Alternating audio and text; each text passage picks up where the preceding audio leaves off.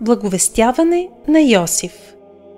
След обручението на Дева Мария с Йосиф, още преди сключването на брак, той узнал, че Мария чака дете.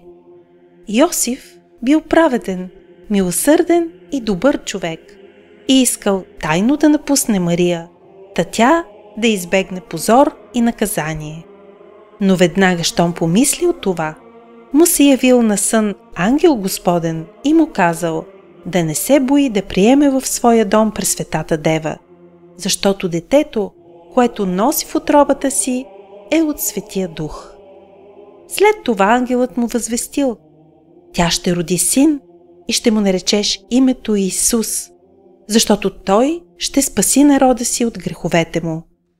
Това име означава Спасител. Когато станал от сън, Йосиф постъпил така, както му заповядал ангелът.